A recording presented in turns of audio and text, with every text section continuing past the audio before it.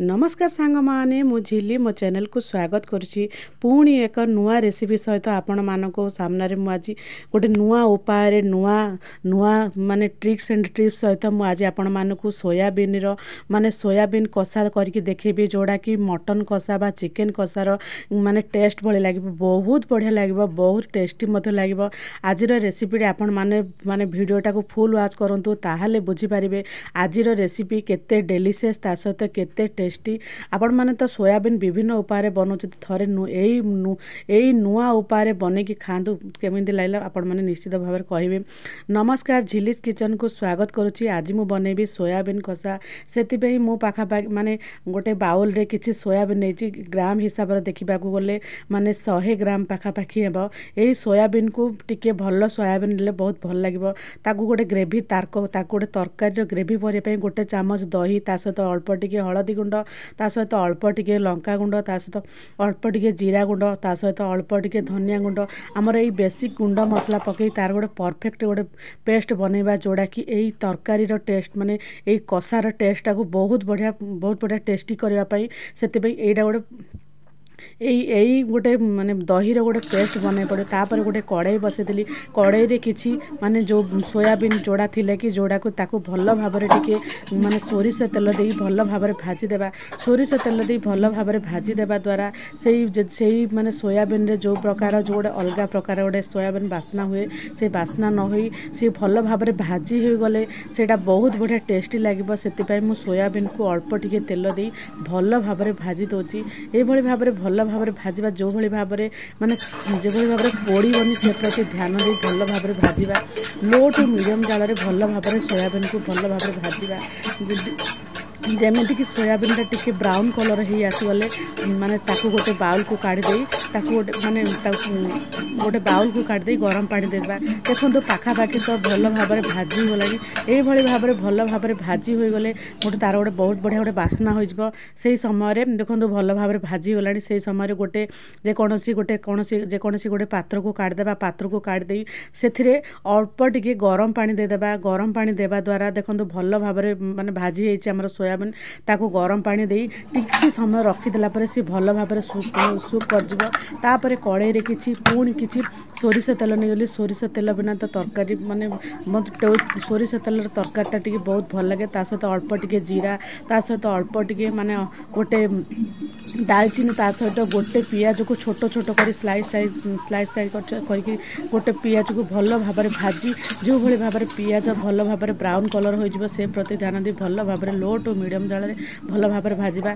तरकारी रो टिके कलर आसीबा पई माने तरकार तो नाही एटा ग्रेवी हो टिके कलर आसीबा अल्प टिके लंका गुंड तारे बाटी रखि देबा। हमर माने दही आउ जे कोन माने से सब गुंड मसला को पकई लो टू मीडियम जाल रे भल भाबरे कसिबा।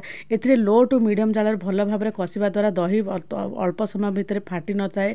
ता सहित गोटे टमाटो को मध्य गोटे जे कोनसी ग्राइंडिंग कर देबा नहले आपन जे कोनसी माने जे कोनसी कटर साहाय्य छोट छोट दाना कर देबा। देखंतु भल भाबरे मसला भल भाबरे माने भाजी होलानी टमाटो ता सहित दही लो टू मीडियम जाल रे भल भाबरे कसिबा द्वारा से जो ग्रेवीटा हुए सेही ग्रेवीटा ही तरकारी माने सोयाबीन कषा को टेस्टी करबो। ताबरे माने आगरु रखिथिबा हमर सोयाबीन को चिपुड़ी हाथ रे चिपुड़ी ताकू भल भाबरे मसला सहित पकई भल भाबरे गोळाई देबा।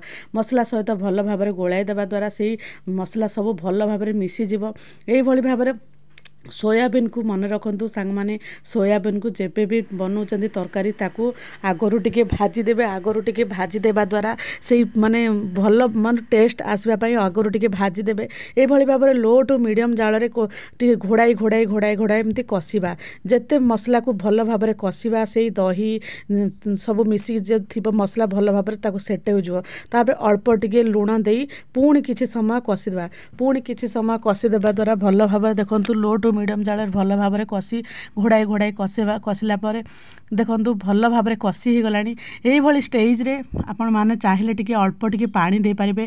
अल्प टिके पानी देबा द्वारा से मसला सबु माने सबु जिंस भल भाबरे लागी जिवो से सोयाबीन सहित सेति अल्प टिके पानी दे देछि। अल्प टिके पानी देई भल भाबरे कसिबा। जेते मसला को कसिबा एठे सेही माने सोयाबीन रो माने कषाटा बहुत बढ़िया लागिबो। आपण माने विश्वास करि पारिबेनी माने चिकेन कषा बा मटन कषा भली लगे देखो अल्प टिके पानी दे देइथिले अल्प टिके पानी दे लो टू मीडियम जाल भल भाव कषिदेवा द्वारा यही जो ग्रेवी माने अल्प टिके जुकजुकिया रही यही ग्रेवीटा ही बहुत बढ़िया टेस्टी लगे टिके लो टू मीडियम जाल भल भाव टिके फुटिबाक देवा फुटिगला पुणी ताकू कषिबा जेते पर्यंत माने तेल उपरक उठी मसला सहित भल भाव न मिसिबा पर्यंत भल भाव कषिबा देखंतु भल भाव कषि से केमिति माने मसला सहित से सब मसला सब भल भाव मिसी जाइछि देखंतु पाखा बहुत बढ़िया गोटे बास्ना होछि यार जेहेतु दही मिसिछि दहीर ग्रेवीटा अलग प्रकार टेस्ट आनी थाए सेतिमे